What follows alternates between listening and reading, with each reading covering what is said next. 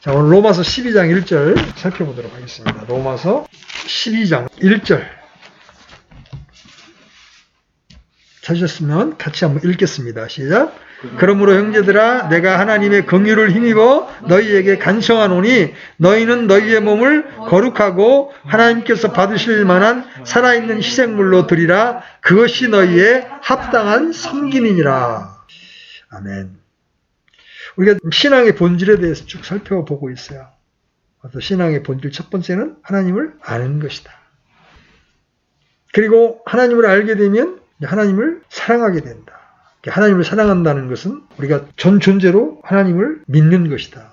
그분의 말씀에 순종하는 것이다. 그분을 의지하는 것이다. 이런 부분들을 말씀을 드렸습니다. 오늘은 세 번째로 신앙의 본질은 헌신이다. 보세요. 신앙의 본질은 하나님을 아는 것에서부터 시작합니다. 그죠? 영생은 이것이니 아버지와 아버지께서 보내신 자 예수 그리스도를 아는 것이니다. 그리고 그 하나님을 알게 되면 그 하나님을 사랑할 수밖에 없게 됩니다. 성령의 계시를 통해서 하나님이 나를 어떻게 사랑하셨는지를 깨닫게 되면 그 하나님을 사랑하게 됩니다. 그리고 그 하나님을 사랑하게 되면 그분의 사역에, 그분이 원하시는 일에 전심으로 동참하게 되는 거예요. 우리는 이것을 헌신이다 이렇게 부릅니다. 헌신. 그래서 하나님을 사랑하는 그런 차원에서 끝나지 않고 이제 하나님의 일에 내가 몸을 들이는 것. 이것이 바로 신앙의 본질이고 그것이 꽃이 된다. 여러분이 만약에 사업을 운영하고 계시다면 아니면 이제 직장에서 사람들을 지휘하는 그런 위치에 계시다면 어떤 사람을 좋아할까요? 조금만 힘들면 직장을 떠나려는 기회주의자들을 좋아할까요? 아니면 시간과 재능과 정성을 다해서 조직에 헌신하는 사람을 좋아할까요? 제가 지금 굉장히 어리석은 질문을 드리고 있는 겁니다. 그죠? 답은 이유 없이 후자예요. 어떤 조직이든 구성원들이 젊음과 시간, 재능을 전적으로 바쳐주기를 바랍니다. 목숨까지는 아니더라도 애정을 갖고 시간을 쏟아주기를 원합니다. 가족은 어때요? 서로가 가정에 좀 더 많은 시간과 애정을 쏟아주기를 바라잖아요. 교회 역시 성도들이 좀 더 교회에 많은 시간과 열정을 쏟아주기를 기대합니다. 열정과 헌신 없이는 발전도 성장도 없다고 생각하기 때문이죠. 그런데 오늘날 교회 안에는 헌신되지 못한 군중들로 넘쳐납니다. 주님을 단지 나를 구원해 주신 고마운 분 정도로 믿고 이해하는 것은 지금의 영적인 삶의 첫 발도 딛지 못한 상태가 되는 거예요. 주님이 우리를 구원하신 것은 단지 죽어서 천국에 가는 것만을 말씀하시지 않습니다. 우리 혼의 구원만이 전부가 아니라는 이야기죠. 이 땅에서 육신을 입고 사는 삶은 더욱 중요합니다. 십자가의 구원이 단지 혼이 지옥에 가지 않는 것으로 만족한다면 복음의 한 10% 정도밖에 인식하지 못하는 거예요. 십자가의 죽음의 의의는 이거예요. 여러분 고린도후서 5장 15절 한번 열어보십시오. 고린도후서 5장 15절.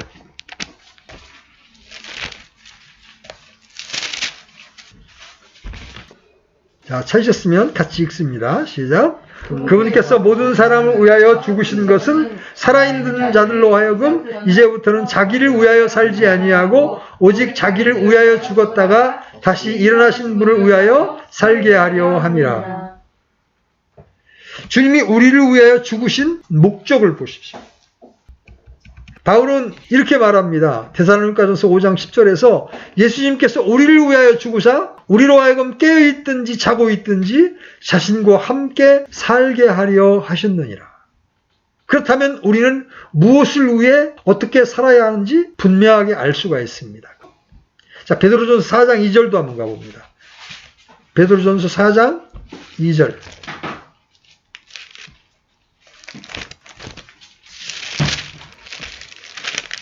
자, 같이 읽습니다. 시작. 그런즉 그는 자기 육체에 남은 때를 더 이상 사람들의 정욕대로 살지 아니하고 오직 하나님의 뜻대로 살아야 하리라. 하나님의 뜻대로 살기 위한 첫걸음이 바로 헌신입니다. 이 헌신은 우리가 로마서 12장 1절에서 본 것처럼 하나님의 명령이고 간청이에요. 헌신이라는 말은 자신을 드린다는 뜻이에요. 자신의 몸을 바치는 것을 헌신이라고 합니다. 무엇에 바치든지 누구에게 바치는 것이 헌신입니다. 하나님은 신자들에게 우리의 지체를 의의 병기로 드릴 것을 요구하십니다.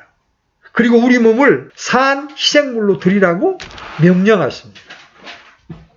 로마서가 참 논리적이고 체계적인 책인데 개인의 구원과 이스라엘의 민족적 구원을 말한 후에 12장 1절에서 그러므로 라는 접속사를 통해서 헌신을 요구합니다.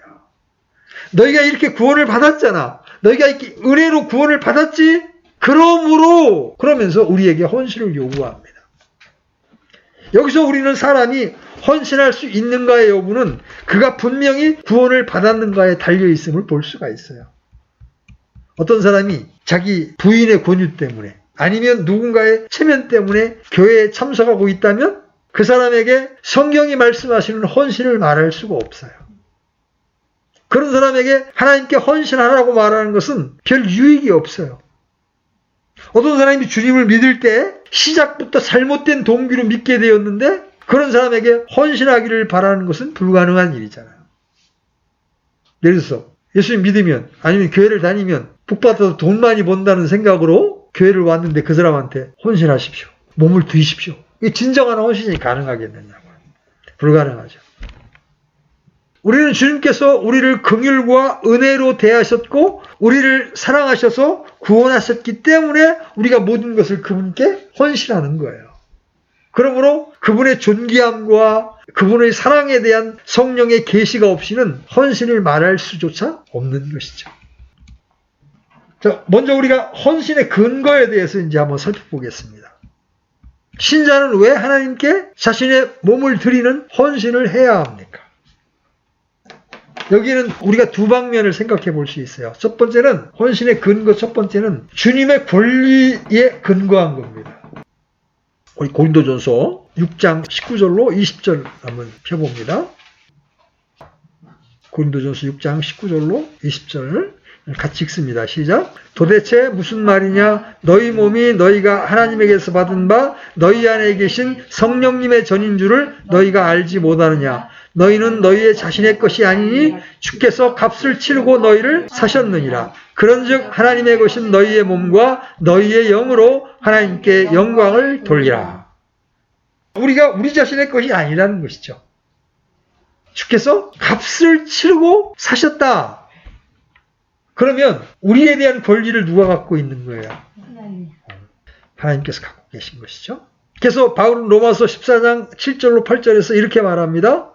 이는 우리 중에 자기를 위하여 사는 자도 없고 자기를 위하여 죽는 자도 없기 때문이라. 우리가 살아도 주를 위하여 살고 죽어도 주를 위하여 죽나니 그러므로 살든지 죽든지 우리가 주의 것이로다. 이게 헌신의 근거의 첫 번째예요. 우리에 대한 권리를 주님이 갖고 계신다. 우리 주님은 우리를 사시기 위하여 그 대가로 자신의 생명을 내어놓으셨습니다. 그래서 우리는 주님에 의해 사신받은 자들이에요. 오늘 우리는 주님의 구속을 받은 연고로 주님에 대해 우리 자신의 주권을 버려야 합니다. 이제 내 인생은 내 것이 아니라 주님의 것이라고 고백해야 합니다. 우리는 우리의 것이 아니라 피로 사신받은 자들이기 때문에 우리의 영과 몸으로 하나님을 영화롭게 해야 하는 자들이라는 거죠. 십자가 위에서 주님이 흘리신 보혈은 곧 그분이 지불하신 대가였어요. 그러므로 주님의 권리로 우리는 주의 것입니다. 어떤 사물에 대하여 값을 치른 자가 권리를 갖습니다. 그렇죠? 우리는 우리가 주님께서 사신 사람들이고 주님이 최고의 대가를 지불해서 산 자들임을 분명히 보아야 합니다. 그분은 금이나 은으로 우리를 사신 것이 아니라 그분의 보배로운 피로 사신 거예요. 그래서 첫 번째, 헌신의 근거 첫 번째는 뭐다? 주님의 권리에 근거한다. 헌신해야 되는 이유가. 두 번째는 주님의 사랑입니다. 주님의 권리만을 강조하게 되면 어떻게 돼? 의무감만 남는 거잖아요. 의무감만으로 온전한 헌신을 기대하기는 어렵습니다. 예를 들어서 이제 내가 직장에서 밥을 벌어 먹어야 되기 때문에 내가 열심히 일한다. 의무감만으로는 거기에 행복이 없잖아요. 그죠? 내가 그 일을 사랑해야 돼. 내가 그 일을 좋아해야 돼. 이 두 개가 결합되어 있어야만 진정한 열심과 헌신이 나올 수가 있어요. 그냥 주인이니까 헌신한다는 데는 한계가 있다는 거죠. 이 주님의 사랑이 헌신의 근거가 된다는 부분을 우리 고린도 후서에서도 찾아봅니다. 고린도 후서 5장 14절로 15절. 고린도 후서 5장 14절 15절.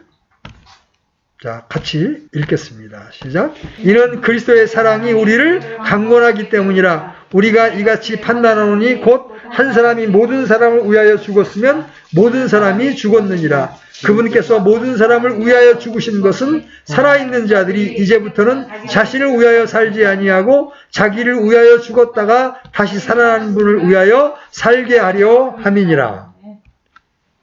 신자가 주님을 위해 사는 것은 그리스도의 사랑이 우리를 강권하기 때문입니다. 그분의 사랑이 우리를 감싸고 있기 때문에 우리는 그분에게서 도망갈 수 없는 거예요. 주님의 사랑에 의해서 만짐받은 사람들은 어떤 모습으로든 이런 헌신의 냄새를 내게 되는 겁니다. 그분이 우리를 위해 죽으셨기 때문에 오늘날 우리는 마땅히 그분을 위해서 살아야 하는 겁니다. 그러므로 이 주님의 사랑이 헌신의 또 다른 근거가 되는 거예요. 사람이 헌신하는 것은 바로 주님의 사랑으로 인함입니다. 헌신한 사람 치고 주님의 사랑을 체험하지 않은 사람이 없어요. 아마존 강으로, 인도로, 아프리카로 떠나는 많은 선교사들, 그들이 의무감만으로 떠날까요? 아니에요. 자기와 같은 죄인을 사랑하신 그 주님의 사랑이 그들을 강권하기 때문에 떠날 수가 있는 거죠. 그래서 사람이 주님 앞에 헌신하려면 반드시 주님의 사랑을 보아야 합니다. 주님의 사랑을 볼 때 헌신은 자연적 결과로 따라오게 되는 거죠. 그래서 우리가 잘 아는 찬송가 웬 말인가 보면 그런 가사가 있잖아요. 웬 말인가 날 위하여 주 돌아가셨나. 이 벌레 같은 날 위에 큰 해 받으셨나. 늘 울어도 눈물로써 못 갚을 줄 알아 몸 밖에 드릴 것 없어 이 몸 바칩니다. 여기에 주님의 사랑이 있고 주님의 권리도 있습니다. 주님의 사랑으로 인하여 우리는 그분을 섬기기로 선택했고 주님의 권리로 인하여 우리는 다만 그분을 따라가는 거예요. 구속으로 인하여 산출된 권리가 우리를 주님을 위하여 일하게 할 뿐 아니라 구속에서 보여준 사랑, 이 사랑도 우리로 주님을 위하여 일하게 합니다. 헌신의 근거는 이렇게 권리뿐만 아니라 사랑이 있다는 거죠.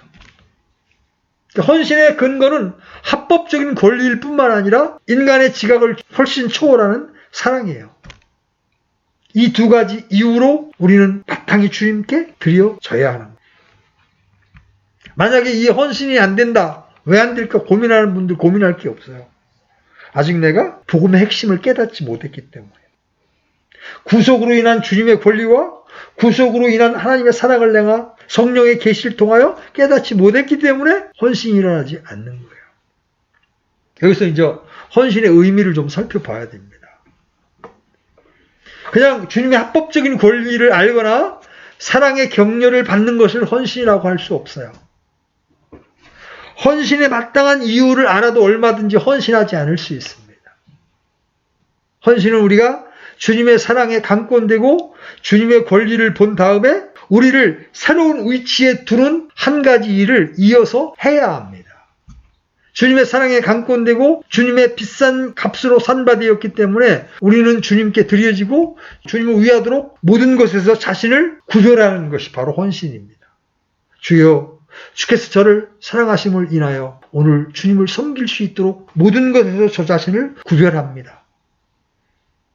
또 이 헌신의 의미에 대하여 살펴볼 게 뭐냐면 헌신은 나의 열심이 아니라 하나님의 부르심이다.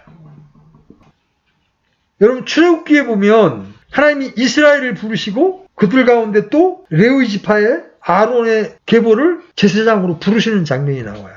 여러분 출애굽기 19장 보십시오. 출애굽기 19장 5절 6절 같이 읽습니다. 시작.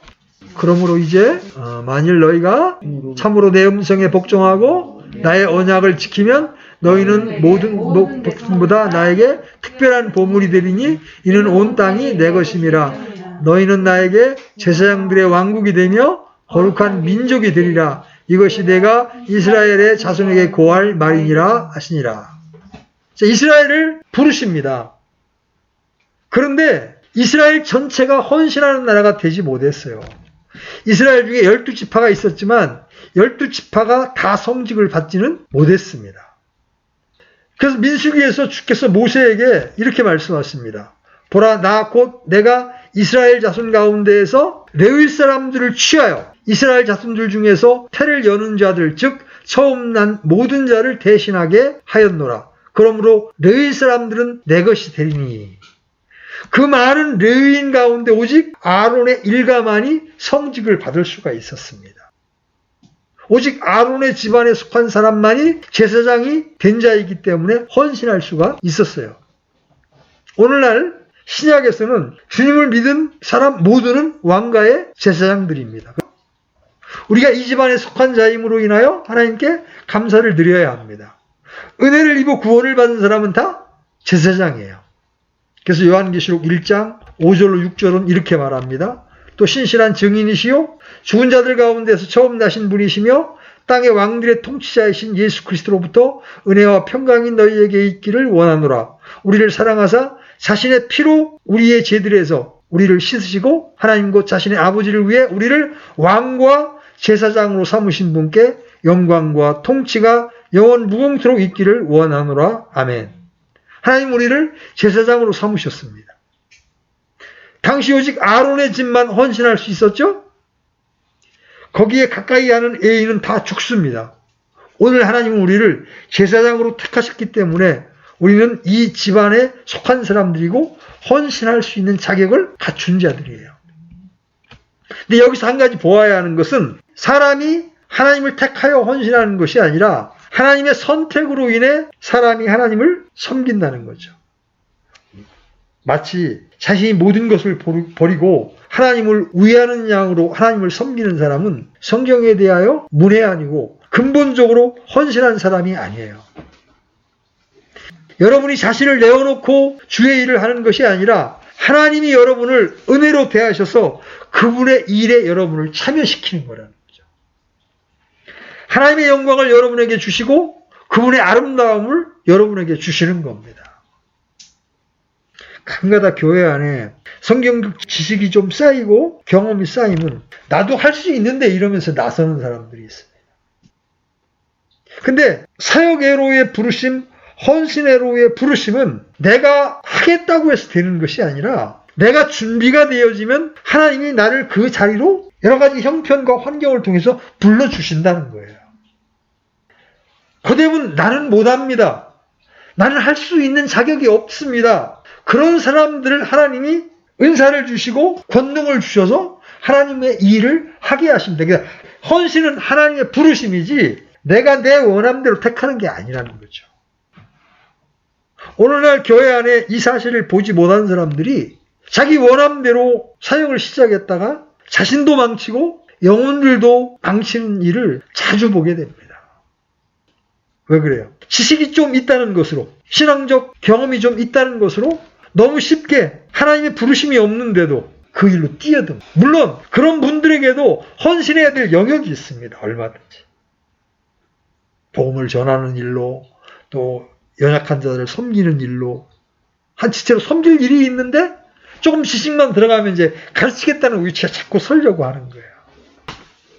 우리 모임에 있던 어떤 형제도 다른 모임에 가가지고 지식이나 신앙의 연륜으로 보면 내가 좀 강단에 세워져야 되는데 자기보다 형편없는 형제들이 강단에 세워지는 걸 보니까 열불이 나는 거예요. 그러니까 계속 사역자를 비방하고 험담하다가 결국은 또 다른 모임으로 또 떠들고 있는 모습을 보게 됩니다. 왜 그렇습니까? 사역으로의 부르심이 하나님의 부르심이라는 사실을 알지 못하는 거예요. 그래 내가 좀 지식이 있으니까 나도 너만큼은 할 수 있어. 이런 생각을 갖게 되는 겁니다. 성경은 제사장이 입는 거룩한 옷이 영광과 아름다운 것임을 출애굽기에서 보여줍니다. 헌신은 하나님께서 신자를 영화롭게 하고 아름다움을 주고 하나님이 그를 택하시고 그분을 섬기도록 부르신 거예요. 우리에게 이런 주님이 계시다는 것이 얼마나 감사한 일입니까?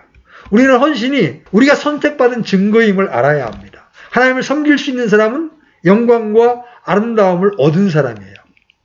우리가 하나님을 위하여 무엇을 희생하거나 우리 자신에게 무슨 영광이 있는 것처럼 우리가 하나님을 높이는 것이 아니에요. 헌신은 하나님이 우리에게 영광을 주시는 거예요. 우리에게 딱 맞는 영광을 주시는 거예요. 그래서 우리는 마땅히 하나님 앞에 무릎 꿇고 하나님 감사를 드립니다. 하나님을 섬기는 일에 저도 참여하게 되었습니다. 세상에 많은 사람이 있음에도 불구하고 나 같은 사람이 참여하게 되다니요. 이렇게 말할 수 있어야 합니다. 헌신은 우리의 희생이 아니라 우리가 하나님에 의해 높이 올려지는 거예요. 물론 우리에게는 가장 큰 희생이 필요하겠지만 헌신 안에는 이런 냄새가 없고 하나님의 영광으로 충만한 냄새가 있을 뿐이라는 것이죠. 이제 구약에서 제사장 직과 관련해서 실제적으로 헌신이 어떻게 이루어지는지 한번 살펴보겠습니다. 출애굽기 29장 19절로 20절 19절로 20절 같이 읽겠습니다. 시작. 너는 다른 순양을 취하고 아론과 그의 아들들은 그 순양의 머리에 안수할 것이며 그 뒤에 너는 그 순양을 죽이고 그것의 피를 취하여 아론의 오른쪽 깃볼과 그의 아들들의 오른쪽 깃볼에 바르며 또 그들의 오른손 엄지와 오른발 엄지에 바르고 제단 위에 돌아가며 그 피를 뿌리고. 이제 지금 제사장을 세우는 의식 가운데 첫 부분인데 첫 번째 수양을 잡은 뒤에 또한 두 번째 수양을 잡아야 합니다. 그런데 그 헌신의 자리에 서게 될 때 제일 먼저 뭐가 필요하냐면 피바름이 필요합니다. 순양을 잡아서 어떻게 합니까? 순양의 피를 아론과 그의 아들들의 오른쪽 깃볼, 오른쪽 엄지, 그 다음에 오른발의 엄지발가락에 그 피를 바르는 겁니다. 이 뜻은 하나님이 그리스도 안에서 나를 연합했으므로 이제 나는 이 피가 이미 나의 귀와 손과 발을 거룩히 구별했음을 시인하고 하나님께 온전히 드린다는 거예요. 우리는 마땅히 우리의 귀와 손과 발이 온전히 하나님께 속한 위치에 서 있어야 합니다. 구속으로 인하여 말을 듣기 위한 나의 귀는 하나님을 위하여 들어야 합니다. 일을 하기 위한 나의 손은 마땅히 하나님을 위하여 일을 해야 합니다. 길을 걷기 위한 나의 발도 마땅히 하나님을 위하여 길을 가야 합니다. 나의 오른 귓볼에 피를 바르고 오른손 엄지에 피를 바르고 오른발 엄지에 피를 발랐다는 것은 나의 귀와 손과 발이 온전히 주님의 사신바 되었음을 표시하는 거예요. 그래서 우리는 주님께 마땅히 이렇게 말해야 합니다. 주여, 내가 구속됨을 인하여 오늘부터 나의 이 두 귀는 나의 것이 아닙니다. 주여, 내가 구속됨을 인하여 오늘 이후로 나의 두 손이, 두 발이 나의 것이 아닙니다. 내가 그리스도 안에서 구속받음으로 인하여 내 전체가 주님께 속하고 주님의 것입니다. 아까도 얘기했지만 피는 권리의 표시이자 사랑의 표시예요. 그죠? 고린도후서 6장의 값은 여기에 피를 말하는 거예요. 고린도후서 5장에 있는 사랑도 여기에 피를 말하는 거예요. 그러기에 내 온몸은 나의 것이 아닙니다. 주님께서 피를 흘리셨기 때문에 나는 내 몸에서 이 피의 권리를 시인합니다. 주님이 나를 사랑하셨기 때문에 내 온 존재가 하나님께 속한다는 것을 시인하는 겁니다. 그래서 가장 먼저 헌신을 위해서는 피바름이 필요한 겁니다. 예수님이 자신의 피값을 주고 나를 샀다는 사실을 분명하게 시인하게 될 때 우리는 오른쪽 귀와 손과 오른쪽 엄지발가락에 피를 바르게 되는 거예요. 그 다음에 두 번째, 그 피를 바른 다음에 이제 드려짐이 필요한 거죠. 우리 몸을 드리는 것은 구체적으로 무엇을 드리는 겁니까? 우리의 각 지체들을 주님이 사용하시도록 드리는 거예요. 몸의 각 부분들, 즉 손과 발, 입, 눈, 귀 등 신체의 각 부분들이 다 주님께 드려져야 한다는 거죠. 자, 로마서 6장 13절 한번 열어보십시오. 로마서 6장 13절. 자, 같이 읽습니다. 시작. 또한 너희의 지체를 불의의 도구로 죄에게 내주지 말며 오직 너희 자신을 죽은 자들로부터 살아난 자로서 하나님께 드리고 너희의 지체를 의의 도구로 하나님께 드리라. 우리 몸은 우리의 자신의 것이 아닙니다. 그래서 우리의 발은 주님의 복음을 전하는데 사용해야 합니다. 약한 자와 쓰러진 자를 돕기 위해 우리 손을 사용해야 합니다. 하나님께 바친 손을 도박이나 도둑질이나 술 마시는데 다른 용도로 사용하지 않도록 해야 합니다. 우리의 도움을 필요로 하는 사람들을 돌보고 그들을 찾아내도록 눈을 사용해야 합니다. 어려운 형제를 향해 눈을 가리지 않도록 해야 합니다. 우리의 귀 역시 늘 열려 있어야 하죠. 하나님의 말씀에 귀가 열려 있어야 합니다. 또 부르짖는 소리에 귀를 막아서도 안 됩니다. 우리 몸이 우리 자신의 것이 됐을 때는 닫든지 막아버리든지 우리 마음대로 했지만 이제는 주님의 것이기에 그렇게 할 수가 없다는 겁니다. 우리의 입과 혀는 감사와 찬양을 드리고 말씀을 전하고 가르치며 힘과 위로를 주는 일에 사용되어야 합니다. 이것이 바로 헌신입니다. 친구들 가운데 병든 자가 있으면 여러분이 기도해 주십시오. 친구들 가운데 여러분의 도움의 손길이 필요한 사람이 있으면 여러분이 도와주십시오. 또 우리는 시간을 하나님께 드려야 합니다. 하나님께서 나의 스케줄을 마음대로 주장할 수 있도록 내어드리는 것도 헌신입니다. 이 시간에 내가 무엇을 한다고 결정하는 것은 여전히 자신이 주인이라는 뜻이지 헌신된 것이 아니잖아요. 나의 시간을 내 마음대로 사용하지 못하는 것, 내가 하고 싶은 일을 하지 못하는 것, 내가 하기 싫은 일이라도 해야 하는 것이 종의 역할입니다. 그렇죠? 종의 시간은 곧 주인의 것입니다. 지금 시간이 없습니다. 이 말은 애당초 성립이 되지 않는 거예요. 헌신이란 바로 나의 시간을 주님께 내어드리는 거예요. 그래서 가능하면 빠듯한 계획을 안 세우는 겁니다. 왜? 주님이 어느 시간에 누구를 섬기라고 보낼지 알 수 없기 때문에 내 계획을 촘촘하게 세우지 않는 겁니다. 그래서 주님은 시간을 되찾으라고 명령하십니다. 에베소 5장 16절 시간을 되찾으라. 이는 날들이 악하기 때문이라. 골로새서 4장 5절 바깥 사람들에게는 지혜롭게 걷고 시간을 되찾으라. 주님께 이 시간 무엇을 해야 하는지 순간순간 인도함을 구하시기를 바랍니다.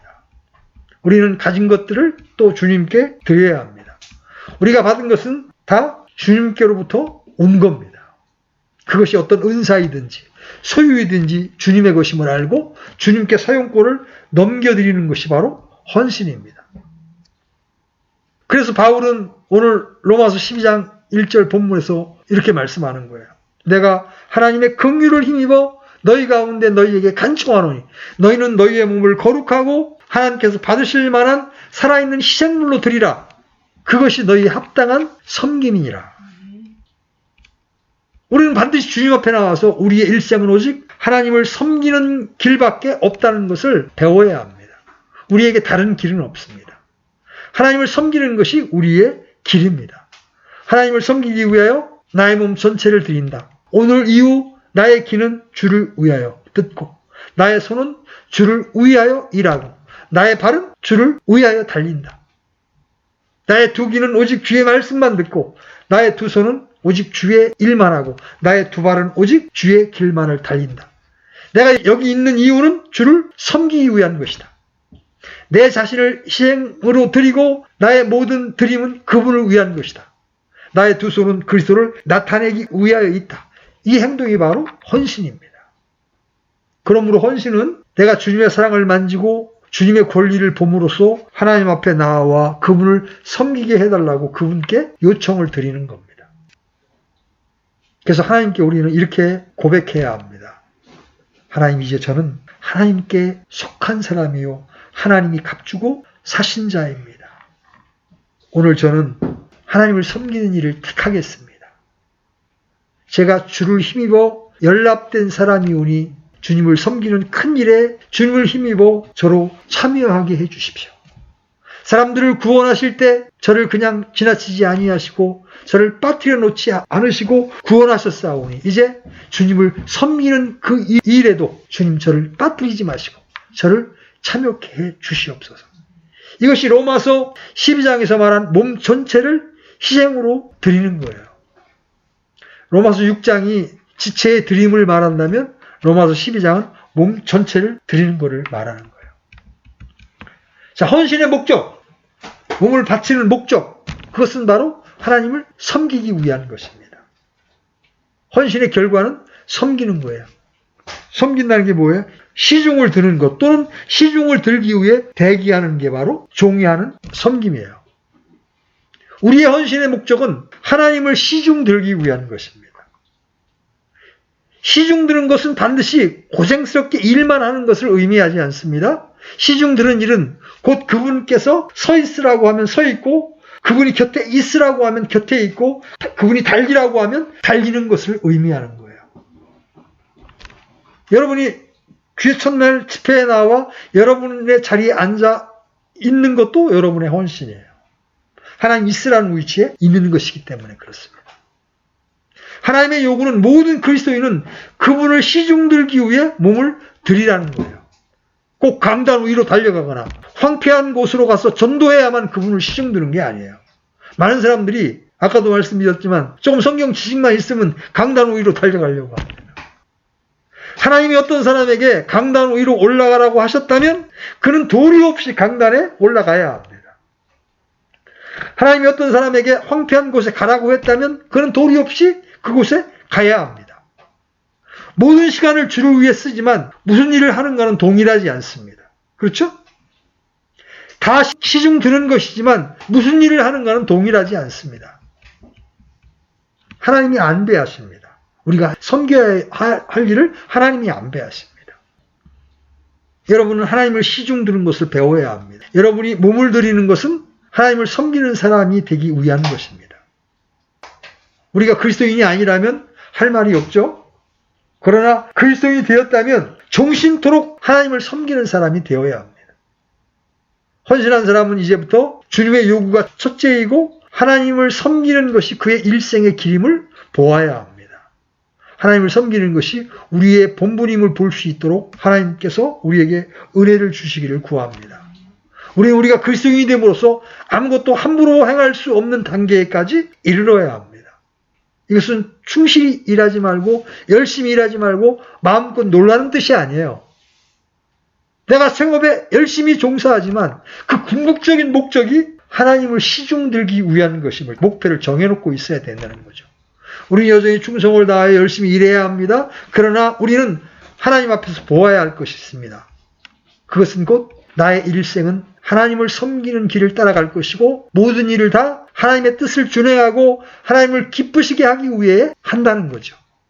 바로 헌신의 실제는 바로 이런 거예요. 그러므로 헌신은 사람이 무엇을 얼마나 드리는가를 보는 게 아닙니다. 헌신은 우리가 하나님 앞에 연락됨으로 하나님께서 우리의 섬김을 허락하시는 겁니다. 저는 여러분에게 헌신을 강요하고 있는 게 아니에요. 여기에 헌신의 길이 있고 하나님을 섬길 수 있는 길이 있음을 알려드리는 겁니다. 그것은 영광스러운 부르심에 응답하는 거예요. 여러분이 준비하고 있으면 여러분의 마음이 언제나 하나님께 시중 들겠다는 그러한 마음 가운데 있으면 하나님은 여러분에게 가장 합당한 헌신의 자리로 여러분을 부르십니다. 그게 어떤 것인지 우리는 알 수 없어요. 나중에 형편과 환경을 통해서 하나님이 보여주십니다. 근데 아까 우리가 읽은 로마서 12장 1절에서 헌신을 말하면서 그냥 명령으로만 말하지 않고 어떻게 말해요? 하나님의 긍휼로 간청한다고 말합니다. 하나님 이렇게 멋지신 분이에요.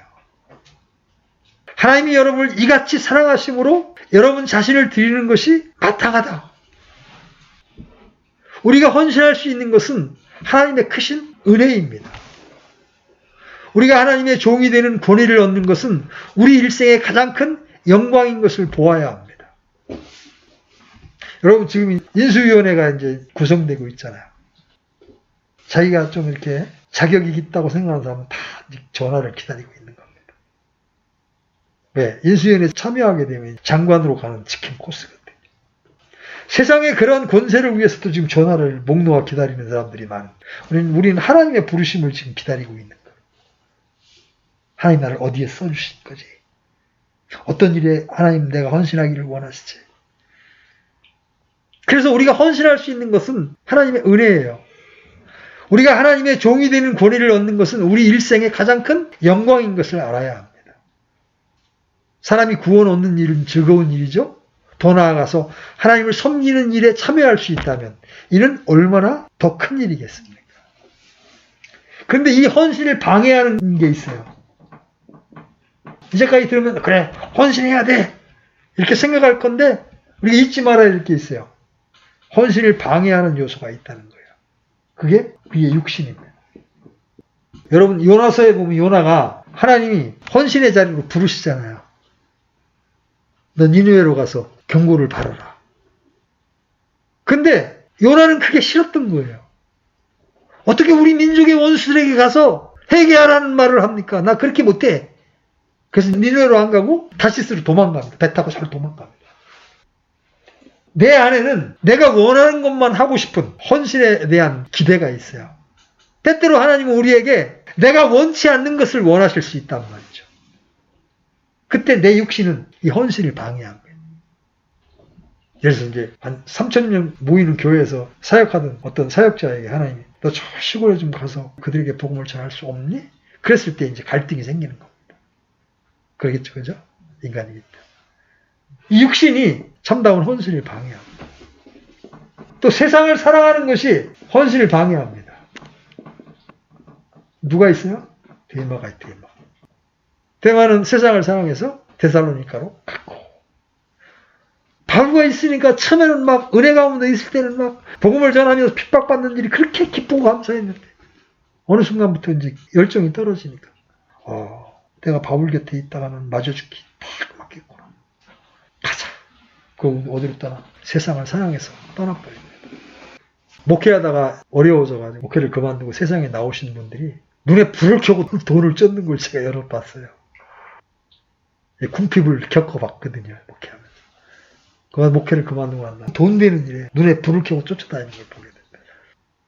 그런 분들에겐 더 이상 헌신을 기대할 수가 없게 돼요. 또 자기를 사랑하는 것. 이런 것들이 헌신을 방해합니다. 자, 결론을 맺습니다.